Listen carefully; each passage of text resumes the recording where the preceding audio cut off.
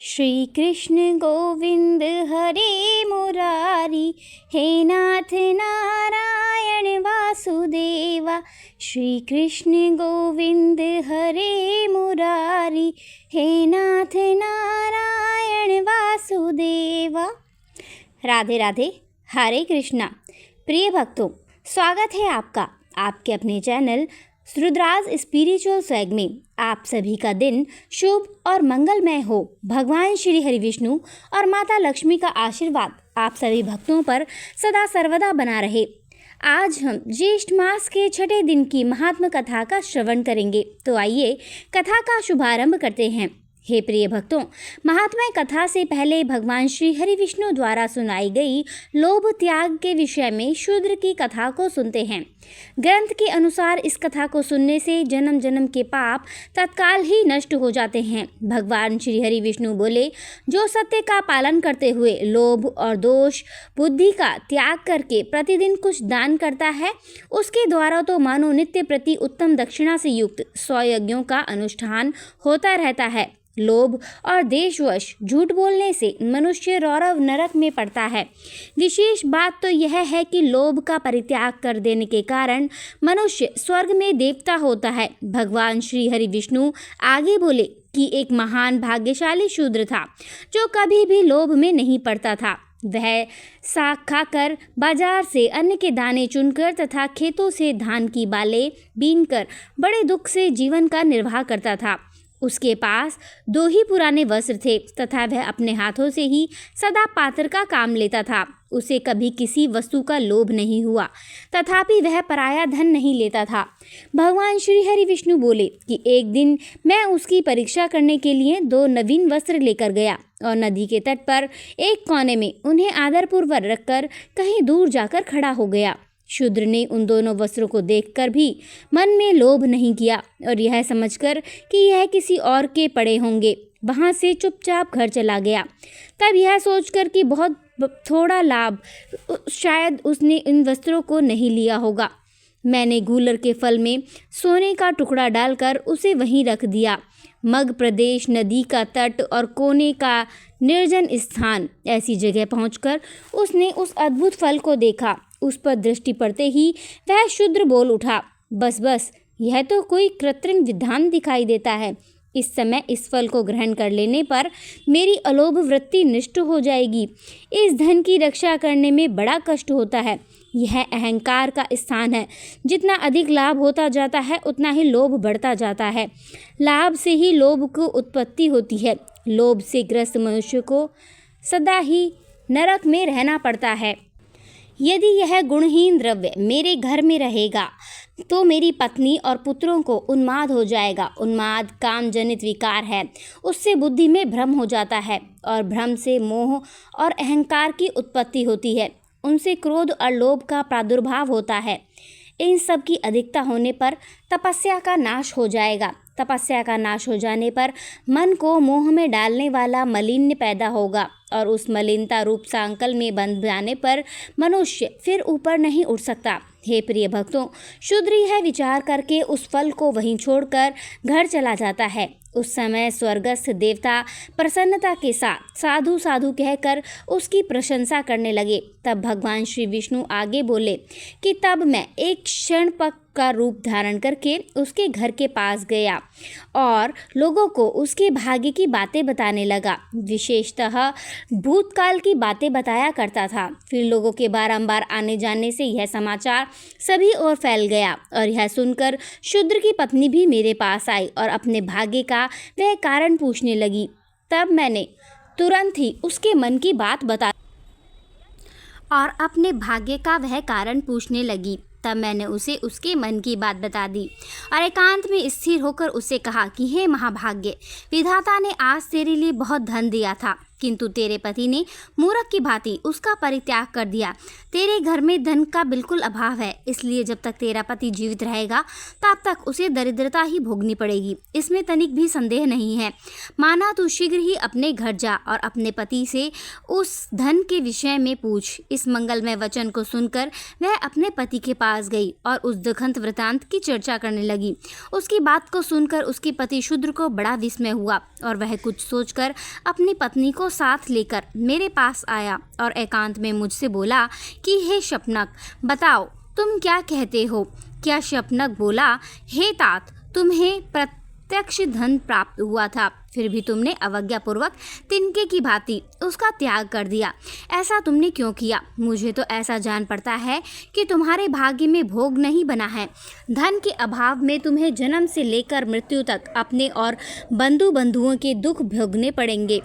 प्रतिदिन मृतक की अवस्था भोगनी पड़ेगी। इसलिए शीघ्र ही इस धन को ग्रहण करो और निष्कंटक भोग भोगो। फिर यह बात सुनकर शूद्र ने कहा, हे शपनक, मुझे धन की इच्छा नहीं है। धन संसार बंधन में डालने वाला एक जाल है, उसमें फंसे हुए मनुष्य का फिर उद्धार नहीं होता। इस लोक और परलोक में भी धन के जो दोष हैं तुम उसे सुनो। धन रहने पर चोर, बंधु बांधव तथा राजा से भी भय प्राप्त होता है। सभी मनुष्य उस धन को हड़प लेने के लिए धनी व्यक्ति को मार डालने की अभिलाषा रखते हैं। फिर धन भला कैसे सुखद हो सकता है? धन प्राणों का घातक और पाप का साधक है। धनी का घर काल एवं काम आदि दोष का निकेतन बन जाता है, इसलिए धन दुर्गति का प्रधान कारण है। शपनक बोला, हे शूद्र, जिसके पास धन होता है उसी को मित्र मिलते हैं, जिसके पास धन है उसी के सब भाई बंधु हैं। कुल, शील, पांडित्य, रूप, भोग, यश और सुख, यह सब धनवान को ही प्राप्त होते हैं। धनहीन मनुष्य को तो उसकी पत्नी पुत्र भी त्याग देते हैं, फिर उसे मित्रों की प्राप्ति कैसे हो सकती है? भला जो जन्म से दरिद्र है वे धर्म का अनुष्ठान कैसे कर सकते हैं?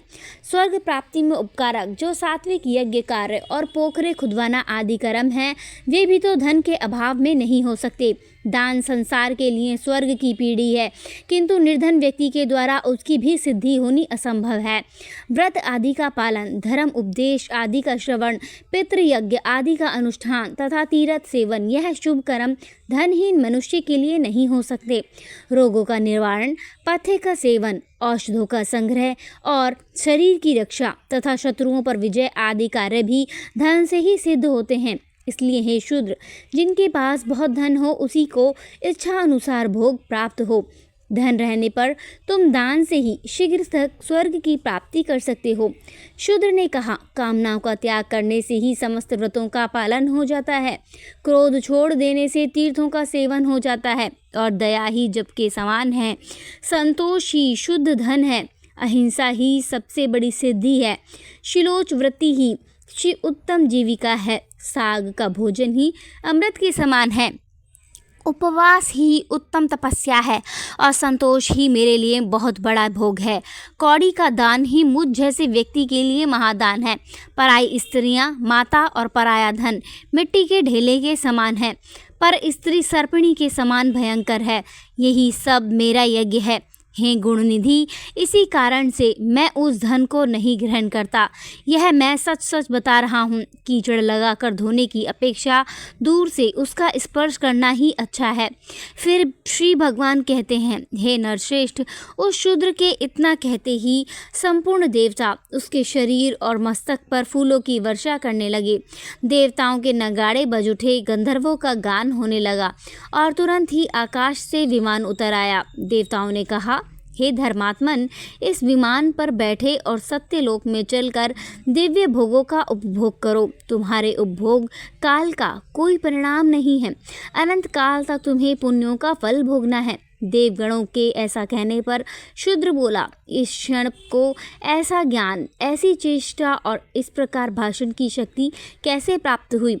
इसके रूप में भगवान विष्णु, शिव, ब्रह्मा, शुक्र और बृहस्पति, इनमें से तो कोई नहीं है।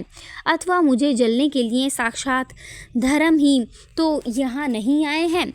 शूद्र के ऐसे वचन सुनकर शपनक के रूप में उपस्थित हुआ मैं अर्थात भगवान श्री हरि विष्णु हंसकर बोले, हे महामुनि, मैं साक्षात विष्णु हूँ।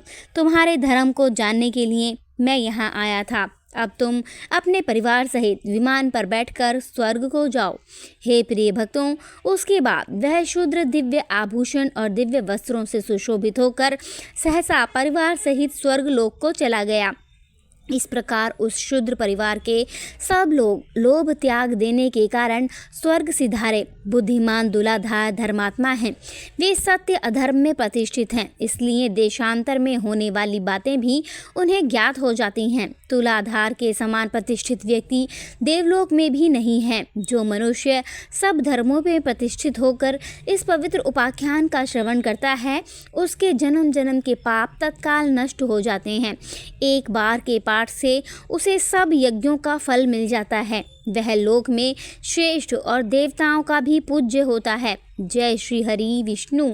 हे प्रिय भक्तों, तो यह थी आज की पुण्य फल देने वाली कथा। उम्मीद है आप सभी भक्तों को पसंद आई होगी। पसंद आई हो तो कथा को शेयर भी ज़रूर कीजिएगा। और हाँ, अगर आप चैनल पर पहली बार आए हैं तो चैनल को सब्सक्राइब भी करके जाइएगा और साथ ही बेल आइकन को भी ऑन कर लीजिए और कथा को प्रतिदिन सुनिएगा, क्योंकि हम आप सभी भक्तों के लिए यह पुण्य फल देने वाली कथाएं ग्रंथों से लेकर आते हैं। तो इसलिए आप सभी भक्तजन समय निकालकर इन कथाओं का रसपान प्रतिदिन कीजिएगा। तो आइए आप सुनते हैं आज की महात्मा कथा। पिछले अध्याय में ऋषियों ने स्कंद जी से पूछा था कि स्त्रियों के अखंड सौभाग्य के लिए ज्येष्ठ मास में कौन सा व्रत है और कौन सा दान है, यह भी कृपा करके बताइए। तब स्कंद मुनि जी ने शिव जी द्वारा माता पार्वती जी को बताई कथा के अनुसार ज्येष्ठ मास के शुक्ल पक्ष की तृतीया को किए जाने वाले रंभा व्रत बताया और उसका महात्म्य बताया। और आज के इस अध्याय में रंभा व्रत का महात्म्य सुनेंगे। तो आइए प्रारंभ करते हैं। जय श्री हरि विष्णु। माता पार्वती जी महादेव जी से पूछने लगीं कि हे देव, यह रंभा व्रत करने से क्या फल मिलता है? त्रेता युग में इस व्रत को सबसे पहले किसने किया था और उसे इस व्रत का क्या फल मिला? कृपया करके आप हमें विस्तार से सुनाइए, मैं सुनना चाहती हूँ। तो महादेव जी माता पार्वती जी से बोले, हे कल्याणी, त्रेता युग में दुर्टी नाम का एक ब्राह्मण था। वह ब्राह्मण वेद वेदांग का ज्ञाता था। पुराणों को जानने वाला वह ब्राह्मण बहुत ही धनी था। वह अपनी पत्नी माता पिता के साथ रहता था। उस ब्राह्मण को कोई भी कमी नहीं थी, लेकिन वह संतानहीन होने के कारण हमेशा दुखी रहता था। उसने संतान प्राप्ति के लिए अनेक यज्ञ, हवन, पूजा पाठ, व्रत, उपवास भी किए, लेकिन सब निष्फल रहा। तब एक दिन उसके व्रत और दान से उसे पुण्य फल मिला। उसे एक सुंदर सुशील कन्या पैदा हुई। वह कन्या इस तरह बढ़ने लगी जैसे शुक्ल पक्ष का चंद्रमा बढ़ता है। ब्राह्मण की वह कन्या, जिसका नाम गुणवती रखा, वह बहुत ही सुंदर थी। वह किसी देवलोक जैसी अप्सरा की भांति सुंदर दिखाई देती थी। जब ब्राह्मण की कन्या विवाह लायक हुई तो ब्राह्मण सोच में पड़ गया कि मेरी सुंदर कन्या को किसके साथ ब्याह करूं? इसके समान तो मुझे कोई वर दिखाई ही नहीं देता। तब वह ब्राह्मण अपनी कन्या के लिए वर खोजने घर से निकला। एक गांव से दूसरे गांव, एक नगर से दूसरे नगर में वर ढूंढता रहा। फिर वह राजाओं के क्षेत्र में पहुंचा, लेकिन उस ब्राह्मण को अपनी कन्या के योग्य कोई राजा भी उचित नहीं लगा। तब वह ब्राह्मण ऋषि मुनियों के आश्रम में गया। तब वह एक कौशिक ऋषि के आश्रम में पहुंचा। उस ब्राह्मण को एक श्रेष्ठ ब्राह्मण दिखाई दिया जिसका नाम शिव शर्मा था। उसके माता पिता की पहले ही मृत्यु हो चुकी थी। वह आश्रम में रहकर पला बड़ा था। पूरे भूमंडल में उस शिव शर्मा के समान कोई भी दूसरा रूपवान नहीं दिखाई पड़ा। वह दूसरा कामदेव ही दिखाई पड़ रहा था, इसलिए कौशिक ऋषि ने उसका नाम रूपराज रखा था। तब उस धूर ब्राह्मण ने कौशिक ऋषि को अपने आने का सारा आशय बताया। तब सभी ऋषियों ने उसे अनुमति दे दी। तो वह धुर्टी ब्राह्मण शिव शर्मा को साथ लेकर अपने गांव घर में आ गया। फिर सभी बंधु बांधवों को बुलाकर उसने अपनी पुत्री का विवाह उसके साथ कर दिया। अब शिव शर्मा ब्राह्मण घर जमाई बनकर ब्राह्मण के घर में ही रहने लगा। इस तरह सुखपूर्वक उनका समय बीतने लगा। हे प्रिय भक्तों, तब एक दिन काल से प्रेरित वह शिव शर्मा ब्राह्मण समधा लेने के लिए वन में गया और उसे एक अजगर ने निगल लिया। तब किसी ने भी यह कार्य होते हुए नहीं देखा। सूर्यदेव भी अस्त हो चुके थे। जब रात्रि के बाद भी शिव शर्मा घर नहीं पहुंचा तो उसके सास ससुर, उसकी पत्नी को बड़ी चिंता हुई। तब धुर्टी ब्राह्मण मशाल लेकर अपने सेवकों के साथ शिव शर्मा को ढूंढने वन में पहुंचा, लेकिन उन्हें उनका जमाई शिव शर्मा कहीं भी नहीं मिला। वे सब थक हार कर घर आ गए। दूसरे दिन सुबह फिर से शिव शर्मा ब्राह्मण उसे वन में खोजने के लिए निकला, लेकिन शिव शर्मा का कहीं भी अता पता नहीं चला। तब ब्राह्मण की पुत्री गुणवती अपने माता पिता के घर में ही शोकाकुल होकर रहने लगी। उसकी पुत्री नित्य प्रति देवता का पूजन करती थी। तब एक दिन नारद मुनि पृथ्वीलोक का भ्रमण करते करते वहां उस धुर्टी ब्राह्मण के घर में पहुंचे। तब ब्राह्मण की गुणवती पुत्री के दुख को देखकर नारद मुनि का हृदय पिघल गया। उन्होंने ब्राह्मण की पुत्री से कहा, हे कल्याणी, तुम ज्येष्ठ मास में पवित्र रंभा व्रत करो। तुम जीवन पर्यंत इस व्रत को करती रहना। इस व्रत के प्रभाव से तुम विष्णु भगवान को पति रूप में पाकर स्थायी पद को प्राप्त करोगी। नारद मुनि के कथन अनुसार ब्राह्मण की पुत्री गुणवती हर साल ज्येष्ठ मास में रंभा व्रत करने लगी, केले के पेड़ की पूजा करने लगी। पूरे जीवन काल में हर साल ज्येष्ठ मास में वह रंभा व्रत करती और ज्येष्ठ मास का स्नान करती। इस तरह समय बीत जाने पर जब वह वृद्धावस्था को प्राप्त हुई तो एक दिन उसकी मृत्यु हो गई। उसी समय देव विमान आया। वह दिव्य देह धारण करके देव विमान में बैठकर स्वर्ग चली गई। वह उस व्रत के पुण्य प्रताप से भगवान विष्णु की वल्लभा तुलसी हुई। भगवान विष्णु को तुलसी से अधिक कोई प्रिय नहीं। हे पार्वती, यह पूरा रंभा व्रत का महात्म्य मैंने तुम्हें सुनाया। हे प्रिय भक्तों, स्कंद मुनि समस्त ऋषि मुनियों से बोले कि हे ऋषि मुनियों, इस रंभा व्रत को उसके बाद माता पार्वती ने किया तो वे शिव जी की प्राण प्रिया हुईं। जब सभी ऋषि मुनियों ने रंभा व्रत का महात्म्य सुना तो उन्होंने स्कंद मुनि को फूलों की माला पहनाई, शॉल उड़ाया और उनका पूजन किया। जो स्कंद जी पार्वती जी के आनंद कंद और 6 मुखों को धारण करने वाली हैं, माता पार्वती जी के पुत्र हैं, उनका सभी ने पूजा की और अभिवादन किया और उनकी प्रदक्षिणा की। इति श्री ज्येष्ठ मास महात्म्य में रंभा व्रत महात्म्य वर्णन हम अध्याय संपूर्ण करते हैं। जय श्री हरि विष्णु, हर हर महादेव। आइए अब गजेंद्र मोक्ष स्रोत का पाठ करते हैं। इस माह में गजेंद्र मोक्ष स्रोत पढ़ने से जहाँ हर तरह के ऋण कर्ज से मुक्ति मिलती है, वहीं 10 दिशाओं से शुभ फल दिलाने में भी यह स्रोत अत्यंत। इस स्रोत का जाप करने से जीवन में किसी भी प्रकार की परेशानियों से मुक्ति मिलती है। श्रीमद् भागवत गीता के 3 अध्याय में गजेंद्र स्रोत पढ़ने को मिलता है और इस स्रोत में हाथी और मगरमच्छ के साथ हुए युद्ध का वर्णन किया गया है। और गजेंद्र जब युद्ध से हार जाता है तो भगवान श्री हरि विष्णु का ध्यान करके उनकी स्तुति से प्रसन्न होकर भगवान श्री हरि विष्णु आते हैं और उसे मोक्ष प्रदान करते हैं। हे प्रिय भक्तों, इस पाठ को करते समय अगर हम अपने मन में यह भावना रखें कि हे श्री हरि विष्णु, मेरे प्रभु, जिस प्रकार आपने गजेंद्र को परेशानी से बाहर निकाला, उसी प्रकार से हमें भी हमारी परेशानियों से बाहर निकालिए, तो यकीन मानिए निश्चित ही भगवान श्री हरि विष्णु हमारी मदद स्वयं करते हैं। तो आइए अब सच्चे मन से भगवान श्री हरि विष्णु का ध्यान करके इस परम कल्याणकारी स्रोत का पाठ करते हैं। जय श्री हरि विष्णु।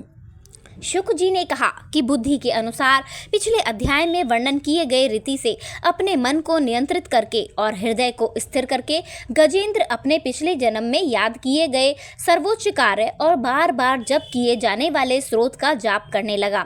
गजेंद्र ने मन ही मन श्री हरि को ध्यान करते हुए कहा, जिनके प्रवेश करने से शरीर और मन चेतन की तरह व्यवहार करने लगते हैं, ओम द्वारा लक्षित और पूरे शरीर में प्रकृति और पुरुष के रूप में प्रवेश करने वाले उस सर्वशक्तिमान देवता का मन ही मन स्मरण करता हूँ, जिनके सहारे यह पूरा संसार टिका हुआ है, जिनसे यह संसार अवतरित हुआ है और जिन्होंने प्रकृति की रचना की है और जो खुद उसके रूप में प्रकट होते हैं।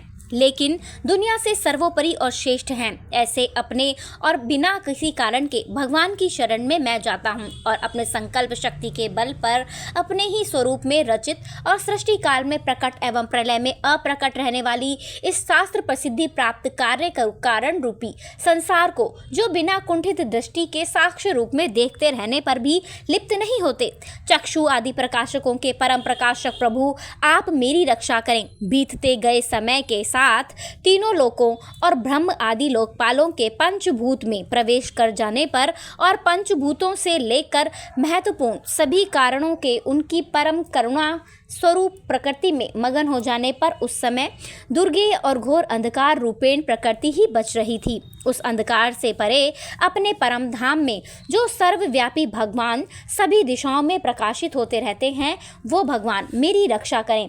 विभिन्न नाट्य रूपों में अभिनय करने वाले और उस अभिनेता के वास्तविक स्वरूप को जिस प्रकार से साधारण लोग भी नहीं जान पाते, उसी तरह से सत प्रधान देवता और महर्षि भी जिनके स्वरूप को नहीं जान पाते, ऐसे में कोई साधारण प्राणी उनका वर्णन कैसे कर सकता है। ऐसे दुर्गम चरित्र वाले भगवान मेरी रक्षा करें। अनेकों शक्ति से मुक्त सभी प्राणियों को आत्मबुद्धि प्रदान करने वाले, सबके बिना कारण और हित अतिशय साधु स्वभाव वाले ऋषि मुनि जन जिनके परम स्वरूप को देखने की इच्छा के साथ वन में रहकर अखंड ब्रह्मचर्य तमाम अलौकिक व्रतों को नियमों के अनुसार पालन करते हैं, ऐसे प्रभु ही मेरी गति हैं। वह जिनका हमारी तरह ना तो जन्म होता है और ना ही जिनके द्वारा अहंकार प्रेरित कर्म होते हैं, जिनके निर्गुण स्वरूप का ना कोई नाम है और ना ही कोई रूप है, इसके बावजूद भी समय के साथ इस संसार की सृष्टि और प्रलय के लिए अपनी इच्छा से अपने जन्म को स्वीकार करते हैं, उन अनंत शक्ति संपन्न परम ब्रह्म परमेश्वर को मेरा नमस्कार है। उन प्राकृत आकार रहित और अनेक रूप वाले अद्भुत भगवान को मेरा बारंबार नमस्कार है। आप स्वयं प्रकाशित सभी साक्ष्य परमेश्वर को मेरा स्वयं शत शत नमन है। वैसे देव जो मन, वाणी और चित्त वृत्तियों से परे है, उन्हें मेरा बारंबार नमस्कार है। विवेक से परिपूर्ण पुरुष के द्वारा सभी सत्व गुणों से परिपूर्ण निवृत्ति धर्म के आचरण से मिलने योग्य और मोक्ष सुख की अनुभूति रूपी भगवान को मेरा नमस्कार है। सत्व गुणों को स्वीकार करके, शांत रजोगुण को स्वीकार करके, घोर और तमोगुण को अपनाकर मूढ़ से प्रतीत होने वाले भेद रहित अतएव सदा संभव से स्थित ज्ञान धन प्रभु को मेरा नमस्कार है।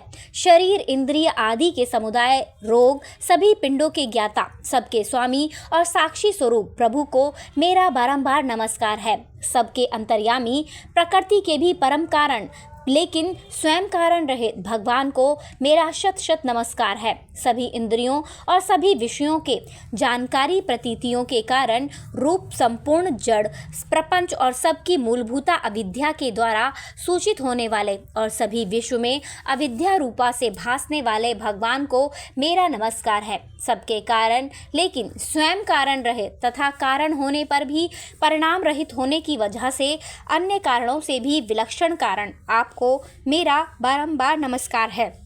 सभी वेदों और शास्त्रों के परम तात्पर्य मोक्ष रूपी और श्रेष्ठ पुरुषों की परम गति देवता को मेरा नमस्कार है। वह जो त्रिगुण रूपों में छिपी हुई ज्ञान रूपी अग्नि है, वैसे गुणों में हलचल होने पर जिनके मन में संसार को रचने की वृद्धि उत्पन्न हो उठती है और जो आत्मा तत्व की भावना के द्वारा विधि निषेध रूप में शास्त्र से भी ऊपर उठे हों, जो महाज्ञानी महात्माओं में स्वयं प्रकाशित हो रहे हैं, ऐसे भगवान को मेरा नमस्कार है। मेरे जैसे शरणागत पशु के समान जीवों की अविद्या रूप फांसी को पूर्ण रूप से काट देने वाले परम दयालु और दया करने में कभी भी आलस्य नहीं करने वाले भगवान को मेरा नमस्कार है। अपने अंश से सभी जीवों के मन में अंतर्यामी रूप से प्रकट होने वाले सर्वनियंता अनंत परमात्मा आपको मेरा नमस्कार है। जो शरीर, पुत्र, मित्र, घर और संपत्ति सहित कुटुंबियों में अशक्त लोगों के द्वारा कठिनाई से मिलते हों और मुक्त पुरुषों के द्वारा अपने हृदय में निरंतर चिंतित ज्ञान स्वरूप सर्वसमर्थ परमेश्वर को मेरा नमस्कार है। वह जिन्हें धर्म अभिलाषित भोग, धन और मोक्ष की कामना से मनन करने लोग अपनी इच्छा पूर्ण कर लेते हैं, किंतु अपितु जिन्हें विभिन्न प्रकार के अयोचित भोग और अविनाशी पार्श्व शरीर भी देते हैं, वैसे अत्यंत दयालु प्रभु मुझे इस प्रकार की विपदा से हमेशा के लिए बाहर निकालें। वह जिनके एक से अधिक भक्त हैं, जो मुख्य रूप से एकमात्र उसी भगवान की शरण में हैं, जो धर्म अर्थ आदि किसी भी पदार्थ को नहीं चाहते, अपितु जो केवल उन्हीं के परम मंगलमय एवं अत्यंत विलक्षण चरित्र का गुणगान करते हैं, उनके आनंदमय समुद्र में गोते लगाते रहते हैं, उन अविनाशी सर्वव्यापी सर्वमान्य ब्रह्म आदि के भी नियामक अभक्तों के लिए भी हमेशा प्रकट होने वाले भक्ति योग द्वारा प्राप्त अत्यंत निकट होने पर भी माया के कारण अत्यंत दूर महसूस होने वाले इंद्रियों के द्वारा अगम्य और अत्यंत दुर्ग अंत रहित लेकिन सभी के आदि कारक और सभी तरफ से परिपूर्ण उन प्रभु की मैं स्तुति करता हूँ। वो जो ब्रह्मा सहित सभी देवता, चारों वेद तथा समस्त चराचर जीव नाम और आकृति भेद से जिनके अत्यंत छत्रबद्ध अंशों से रचे गए हैं, जिस तरह से जलती हुई अग्नि की लपटें और सूरज की किरणें बार बार निकलती हैं और फिर से अपने कारण में ही लीन हो जाती हैं,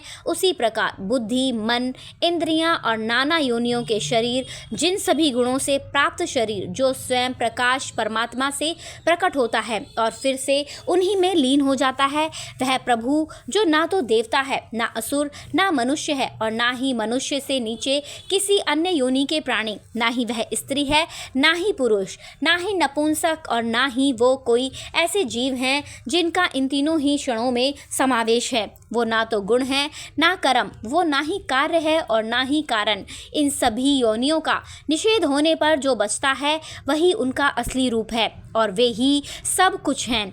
ऐसे प्रभु मेरे उत्थान करने के लिए प्रकट हों। इस मगरमच्छ के चंगुल से आज़ाद होने के बाद अब जीवित नहीं रहना चाहता। इसकी वजह यह है कि मैं सभी तरफ से अज्ञानता से ढके इस हाथी के शरीर का क्या करूं। मैं आत्मा के प्रकाश से ढक देने वाले अज्ञानता से युक्त इस हाथी के शरीर से मुक्त होना चाहता हूं, जिसका काल क्रम से अपने नाश नहीं होता, बल्कि ईश्वर की दया और ज्ञान से उदय हो पाता है। इस प्रकार से मोक्ष के लिए लालायित संसार के रचयिता स्वयं संसार के रूप में प्रकट, लेकिन संसार से परे, संसार में एक खिलौने की भांति खेलने वाले, संसार में आत्म रूप से व्याप्त, अजन्म, सर्वव्यापी एवं प्रापत्य वस्तुओं में सर्वश्रेष्ठ श्री हरि का केवल स्मरण करता हूँ। उनकी शरण में जाता हूँ जिन्होंने भगवत भक्ति रूपी योग के द्वारा कर्मों को जला डाला है, जिन्हें समस्त योगी ऋषि अपने योग के द्वारा अपने शुद्ध हृदय में प्रकट देखते हैं। उन योगेश्वर भगवान को मेरा नमस्कार है। वह जिनके त्रिगुण शक्तियों का राग, रूप, वेग और असहाय है, जो सभी इंद्रियों के विषय में मौजूद है, वह जिनकी इंद्रियां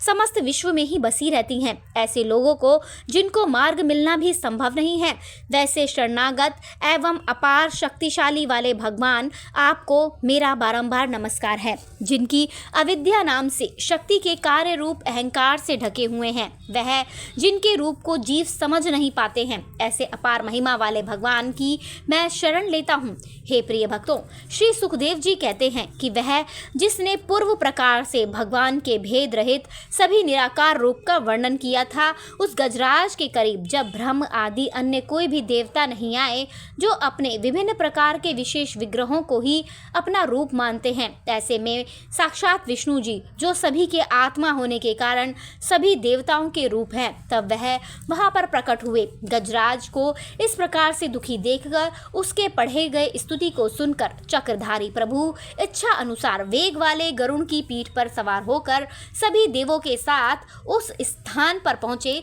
जहां वह गज था। गज अर्थात हाथी।